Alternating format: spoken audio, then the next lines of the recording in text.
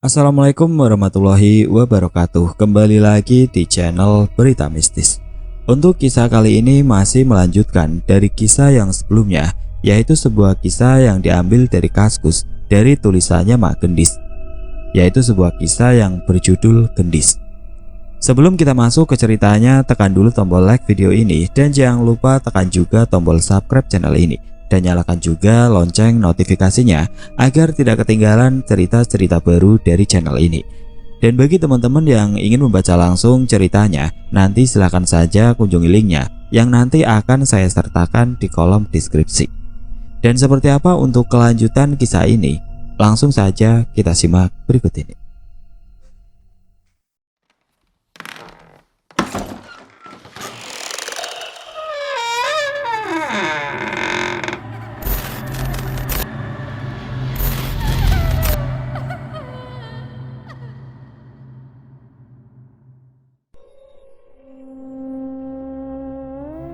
Wajah manis putriku muncul dari pintu gerbang yang tidak tertutup.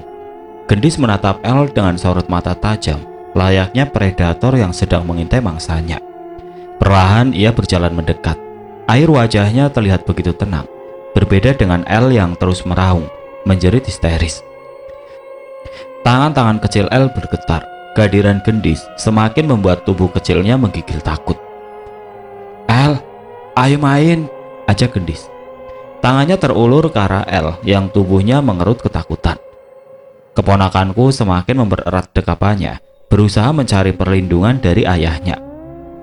Ulang ya, jerit dan tangis El dengan nafas tersegal-segal. El, no cry, bentak Gendis dengan sorot mata tajam penuh kebencian. Tampaknya putriku tidak paham kalau kehadirannya sudah membuat El diteror ketakutan. Seandainya El bisa menghindar, mungkin ia sudah berlari sejauh mungkin agar tidak melihat seringai putriku. Mbak Gendis, El lagi tidak mau main dulu ya, ucap adikku sambil terus berusaha menenangkan tangisan putranya. Why? Tanya Gendis dengan tatapan menelisik, penuh rasa ingin tahu yang dalam. El lagi rewel, Mbak Gendis lihat sendiri kan kalau El dari tadi menangis terus. Gendis beralih menatap ke arahku.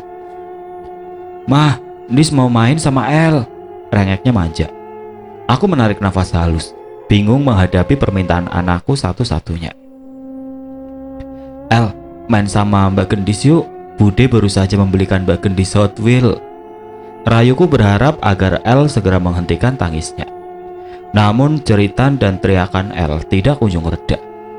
Tangisannya semakin menjadi-jadi. Tuh, El lagi gak mau main sama Gendis.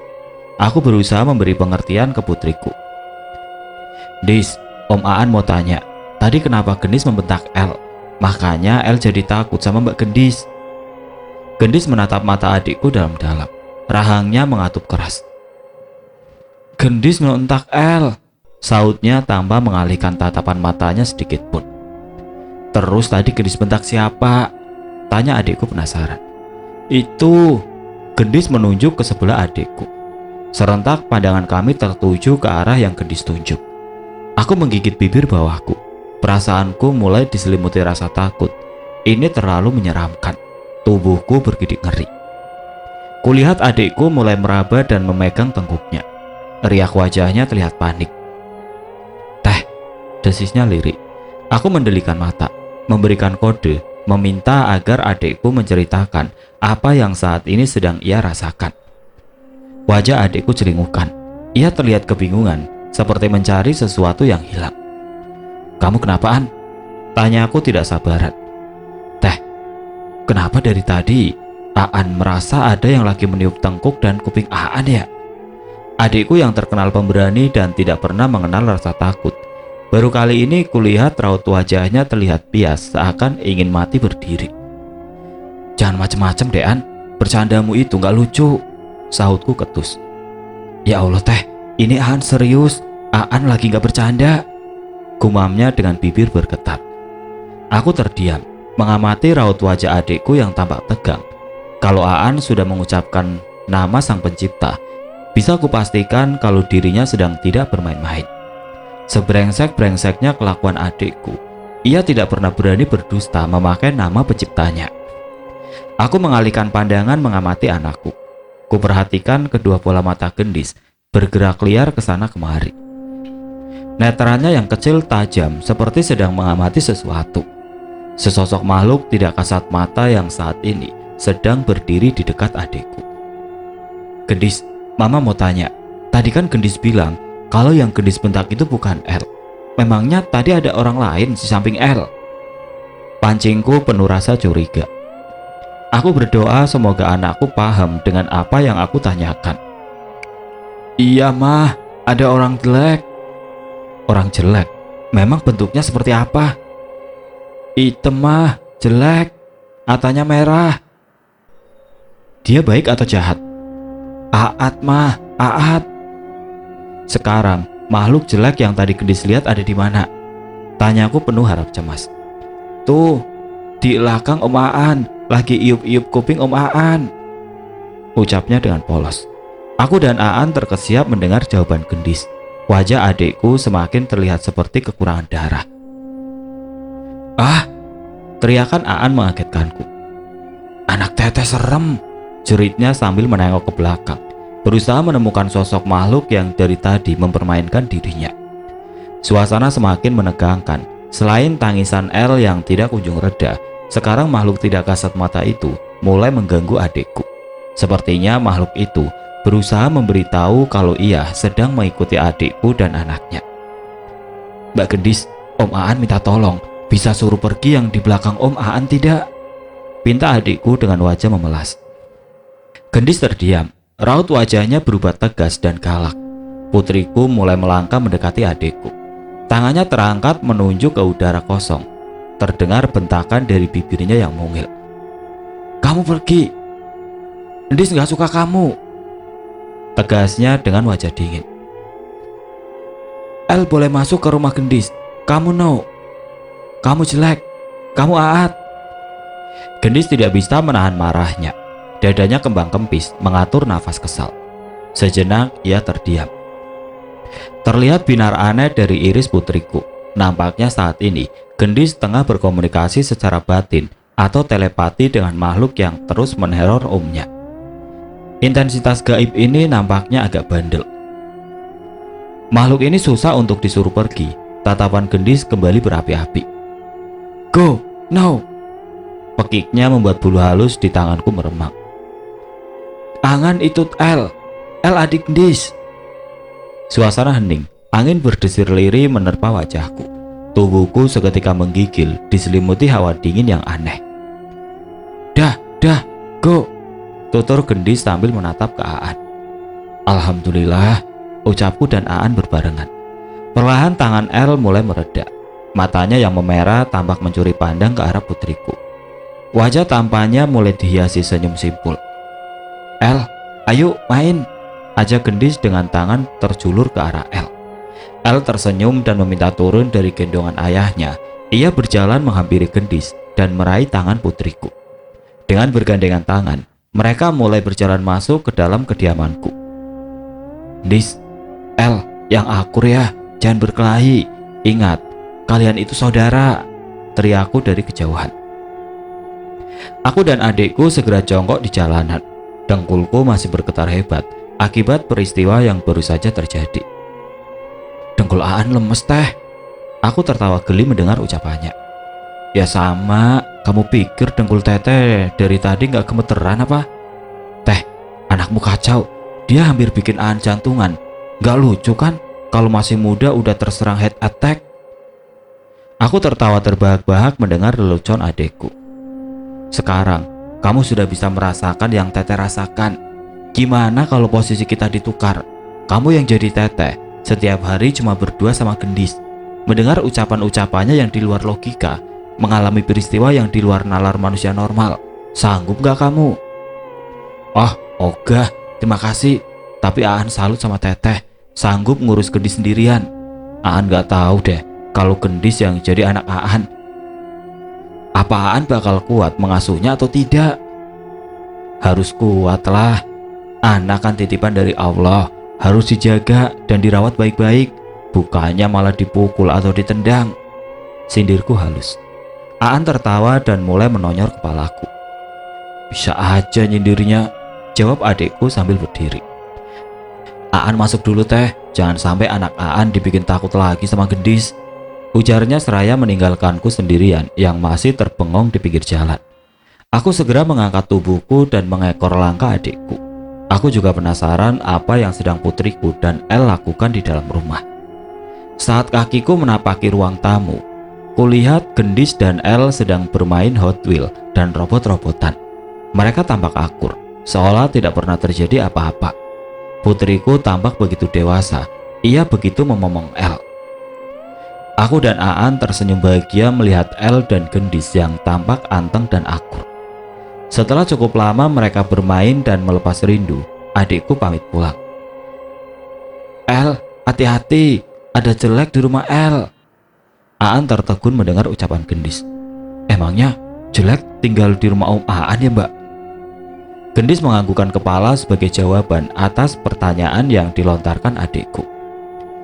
Jeleknya bisa tolong disuruh pergi gak Mbak? Jangan tinggal di rumah El. Kali ini anakku menggelengkan kepala. Itu rumah jelek, dapur. Sudah, perbanyak saja ibadah di dalam rumah. Style murotal untuk meminimalisir gangguan mereka. Ingat, kamu punya Allah. Adikku menyengir mendengar ucapanku. Terima kasih udah nasihatin El ya Mbak. Tolong doain El terus ya Mbak, ucap Aan sambil membelai rambut anakku. Minta sama Allah, bukan sama gendis, ketusku dengan wajah masam. Kakakku galak nih, gurau Aan. Ya iya, kalau memohon sama Allah, masa sama gendis, ngaco kamu, bentakku kesal. Adikku ini paling susah dikasih tahu, orangnya ngeyel. Putriku tersenyum lebar memperhatikan pertengkaran kami berdua. Om dan El pamit dulu, kapan-kapan kalau Om libur, nanti main kemari lagi, ucap Aan sambil membuka pintu memasuki kendaraannya. Bye Mbak Gendis, adikku melambaikan tangan dari dalam kendaraannya. Gendis meringis, memamerkan deretan giginya yang putih dan rapi. Bye El, lambaian tangannya mengiringi kepergian sepupunya. Malam ini hawa terasa sangat berbeda dari biasanya. Aku berusaha memejamkan mata, meresapi heningnya malam. Namun seperti ada sesuatu yang menahanku. Entah kenapa kepalaku serasa berat malam itu. Ada sesuatu yang selalu membuatku terjaga. Aku gelisah, perasaanku tidak enak. Kenapa malam ini begitu sulit bagiku untuk memejamkan mata? Padahal aku sudah teramat lelah dan letih. Tubuhku butuh beristirahat. Kulihat mata putriku sudah tertutup rapat. Wajahnya terlihat begitu tenang dan damai. Aku membelai lembut rambutnya dan merapikan poni yang menyentuh kelopak matanya. Mimpi indah ya Dis, bisiku seraya mengecup kening dan kedua pipinya. Putriku yang sedang tertidur lelap tiba-tiba tersenyum kecil. Aku ikut tersenyum melihatnya. Sedang mimpi apa Dis sampai senyum-senyum gitu? Apa Gendis sedang bermimpi indah? Pikirku geli membayangkan mimpi apa yang dialami anak seusianya. Kulirik jam yang terpatri indah di dinding kamar. Sambil mendengarkan bunyi detik yang begitu pelan, perlahan kelopak mataku mulai terkulai lemas. Aku mulai didera rasa ngantuk. Baru saja aku akan memasuki alam mimpi. Tiba-tiba, wah, terdengar jerit dan teriakan dari mulut putriku. Aku segera terbangun dan melihat Gendis yang sedang mengigau. Dengan mata terpejam, tubuhnya terlihat meronta-ronta. Ia menendang dan memukul ke sana kemari. Putriku mengamuk. Aku segera mengangkat dan menggendong tubuhnya yang semakin terasa berat.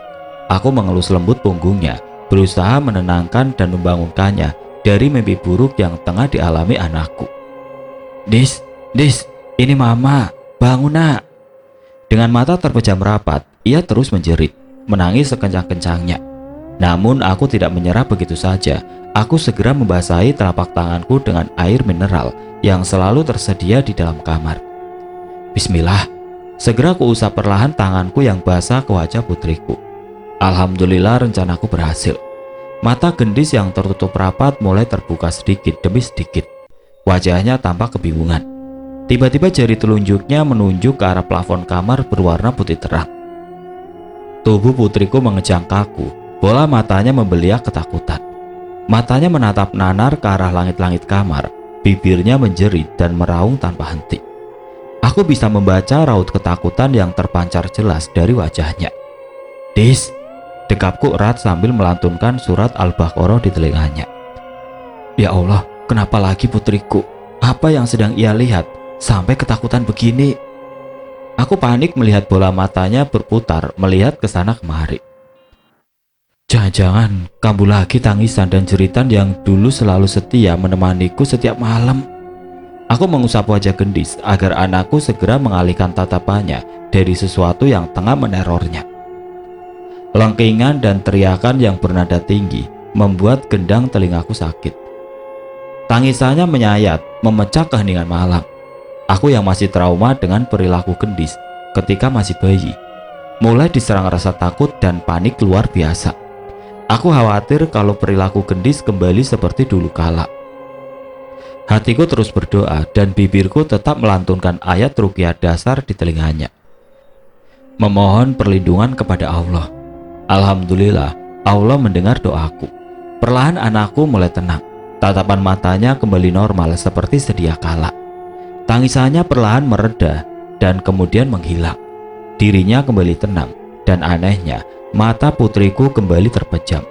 Ia terlelap, melanjutkan tidurnya yang sempat terganggu. Dengkuran halus terdengar dari nafasnya yang terlihat beraturan.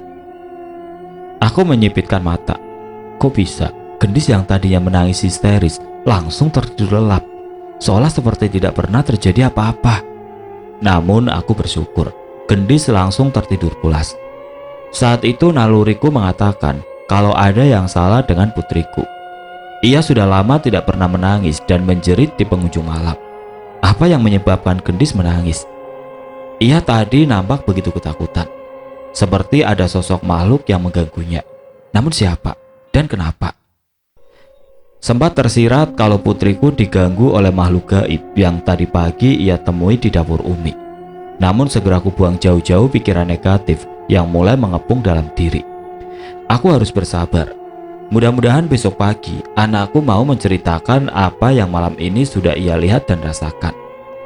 Tubuh mungilnya segera aku letakkan di atas pembaringan. Aku menatap wajahnya dengan seksama, memastikan kalau putriku akan tertidur lelap sampai pagi.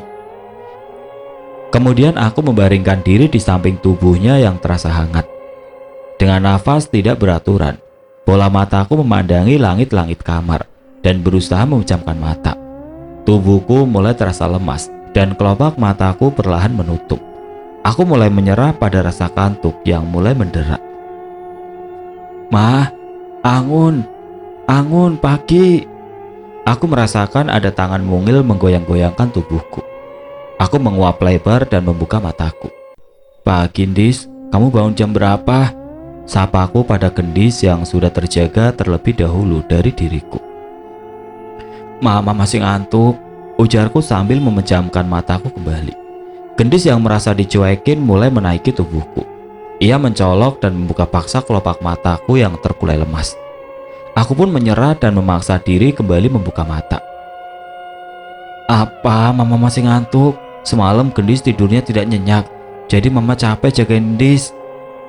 "Mah, bangun dulu," pintanya dengan tatapan memelas. Iya, ini mama sudah bangun. Gendis mau apa?" "Mah, malam ada kakak." "Kakak? Kakak siapa lagi?" Aku berusaha memulihkan kesadaranku. Jangan sampai aku melantur saat sedang berbicara dengan putriku. "Kakak Umami." Aku segera terduduk begitu mendengar penjelasannya. Aku begitu tertarik dengan ucapan yang terlontar dari bibirnya. Berarti benar dugaanku, kalau semalam anakku diganggu oleh makhluk halus yang mendiami dapur Umi. "Ngapain semalam kakak kemari?" tanyaku ingin tahu lebih jauh. "Mau ajak Endis, mah." Alisku mengkerut, iris mataku melihat ke dalam mata anakku. Ia terlihat bersungguh-sungguh dengan ucapannya. "Kakak pakai baju apa, Endis?" "Wait," aku bergumam. "Mukanya cantik atau jelek?" "Jelek, mah." "Terus Endis mau nggak diajak main sama kakak?"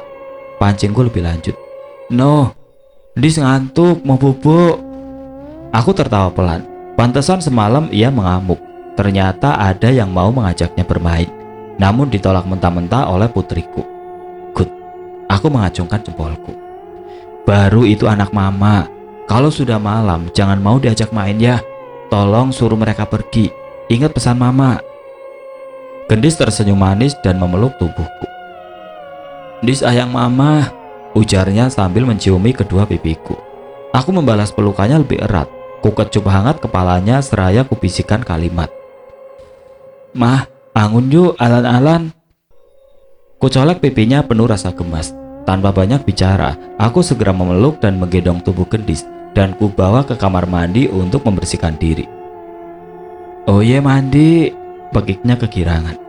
Setelah tubuh kami terasa lebih segar dan harum, aku segera membuatkan sarapan untuk putriku. Sambil menonton film kartun kesukaan kami, aku menyuapi bubur kacang hijau kesukaannya. Alhamdulillah Dis pintar, sarapannya habis, sekarang waktunya jalan-jalan. Teriakku riang sambil berlomba lari dengan Gendis ke pelataran rumah. Aku segera membuka pintu gerbang dan menapaki jalan beton sambil bergandengan tangan dengan putriku. Baru saja berjalan beberapa meter dari pekarangan rumah, Gendis mulai rewel. Dirinya terlihat tidak nyaman. Mah, gendong mah, gendong. Rengeknya sambil menjulurkan tangannya meminta digendong. Tumben Gendis minta digendong dan tidak mau jalan. Biasanya ia langsung asik berlarian ke sana kemari. Dengan berat hati aku meluluskan permintaannya. Aku meraihnya, mengangkat tubuh kecil yang padat berisi dan menggotong dengan kedua tangan. Matanya yang bulat tampak sesekali mencuri pandang ke arah jalan beton. Ia memandang dengan perasaan jijik bercampur rasa geli. Ih, ucapnya sambil mencibir. Jorok ih. Tatap matanya tanpa berkedip. Apa yang jorok Dis? Itu mah Aki Alan ayah ulat. Ucapnya pelan sambil terus melihat ke jalan. Ulat? Memangnya ada ulat di jalanan? Hah? No. Icik mah. Wajahnya meringis menahan rasa takut sekaligus jijik. Apalagi yang sudah dilihat oleh mata batinnya sehingga tidak mau berjalan kaki. Batinku dalam hati. Dis jalan yuk, jangan digendong terus, nanti pinggang mama sakit. Aku memelas memohon agar putriku mau berjalan. No, pekiknya sambil mempererat pelukannya. Walau sudah kubujuk rayu dengan berbagai macam cara, Gendis tetap menolak untuk berjalan kaki. Ia tetap dengan pendiriannya, ingin tetap digendong sambil mengelilingi komplek. Lumayan juga olahraga pagi sambil menggendong tubuh Gendis yang terasa begitu berat. Di usianya yang setahun lebih, bobotnya mencapai 16 kilo. Sambil menahan beban yang luar biasa, aku menyeret tubuhku, menapaki jalan. Hangatnya sinar mentari pagi ditambah berat tubuh Gendis membuat tubuhku bersimbah keringat. Nafasku mulai ngos-ngosan. Aku tidak kuat, tenagaku habis, staminaku menyerah. Aku melambaikan bendera putih. Dis, jalan-jalannya sudah dulu ya, besok pagi baru kita keliling lagi. Sekarang kita pulang ke rumah, mama capek. Tatapku memelas. Oke, Gendis memberikan jempolnya tanda setuju. Alhamdulillah, bisikku lega. Sesampainya di rumah, aku segera menurunkan Gendis. Sejenak aku meluruskan pinggangku. Selonjoran di lantai, pinggang sebelah kiri mulai terasa nyeri luar biasa. Diikuti rasa panas dan ngilu yang mulai menjalar naik ke punggung. Aku mulai diselimuti rasa cemas dan takut. Aku khawatir kalau penyakit yang dulu pernah ku derita kembali menyerangku. Lumpuh, ya, dulu aku pernah lumpuh. Pikiranku melayang membawaku kembali ke masa lalu. Sekitar tahun 2008, aku pernah mengalami cedera yang mengakibatkan pinggangku terkena saraf kejepit dan membuatku lumpuh. Saat itu aku hanya bisa terbaring, tergeletak tidak berdaya di atas tempat tidur. Alhamdulillah, Allah masih sayang kepadaku. Melalui perantara tetanggaku yang seorang binaragawan, aku diperkenalkan dengan seorang sensei di kawasan Halim Perdana Kusuma. Menurut Bang Miko, tetanggaku, sensei tersebut biasa menangani atlet binaraga yang mengalami cedera dan tegang otot. Beliau juga memahami tentang urat saraf. Bang Miko bilang, atlet binaraga yang mengalami cedera parah bisa disembuhkan oleh beliau. Akhirnya Bang Bek membuat janji dengan Shinse tersebut. Alhamdulillah beliau berkenan untuk datang ke rumahku. Saat pertemuan pertama, urat saraf di pinggang kiriku diurut oleh beliau. Namun yang kurasakan hanya seperti diusap. Rasanya tidak sakit sama sekali. Menurut beliau, dalam waktu 2 minggu aku sudah bisa kembali berjalan normal. Dan ternyata ucapannya menjadi kenyataan. Setelah 2 minggu berselang, aku bisa berjalan dengan tanpa merasa sakit sama sekali. Namun sebelumnya, beliau juga memperingatkan aku. Dek, urat saraf di pinggang kirimu ini sangat lemah. Jangan sampai pinggangmu ini diurut atau kamu mengangkat beban yang terlalu berat. Kalau kamu tidak mengikuti saran saya, penyakit saraf kejepitmu akan kambuh dan kamu bisa kembali lumpuh. Pesan beliau sebelum pamit pulang. Aku selalu mengingat dan menjalankan pesan beliau. Bertahun-tahun lamanya pinggangku tidak pernah diurut. Aku juga tidak pernah mengangkat beban yang berat-berat.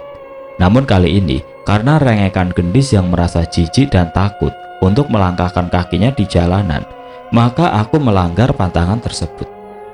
Sambil selonjoran di lantai, mataku mengawasi gendis yang tidak bisa diam. Putriku yang aktif terus berlarian ke sana kemari. Ia terlihat selalu ceria. Ya Allah, apa yang akan terjadi jika aku kembali lumpuh?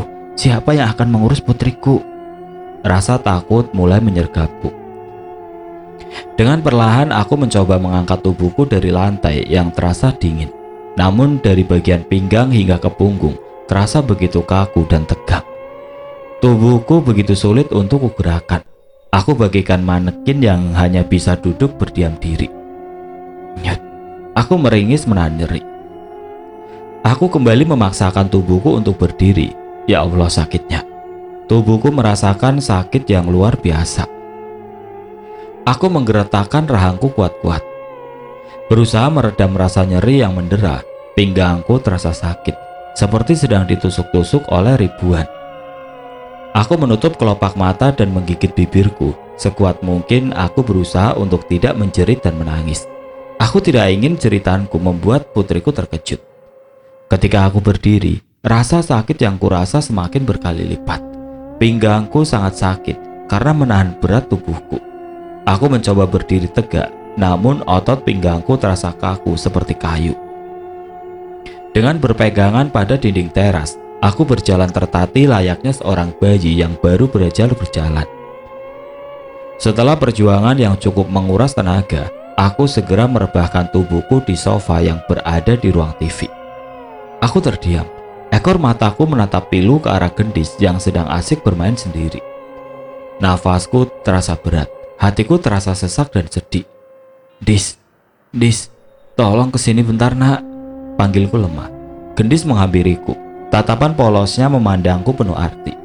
Apa mah? Ucap bibirnya yang mungil. Tangannya bergelayut manja di lenganku. Kubelai lembut rambutnya yang basah kuyup terkena keringat.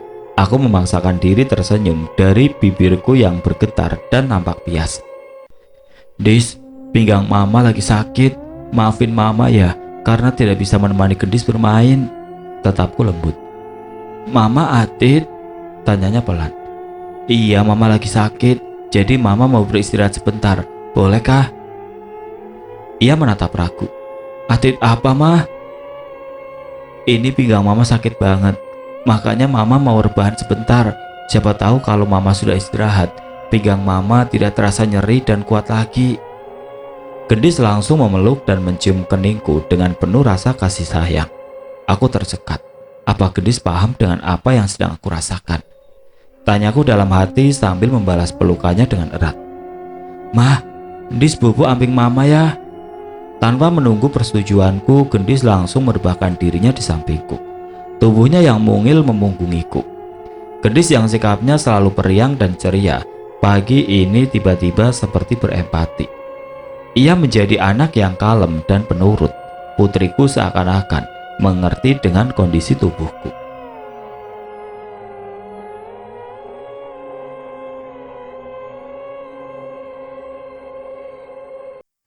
Oke teman-teman, sampai di sini dulu ceritanya. Nantikan kelanjutan kisah ini di video berikutnya.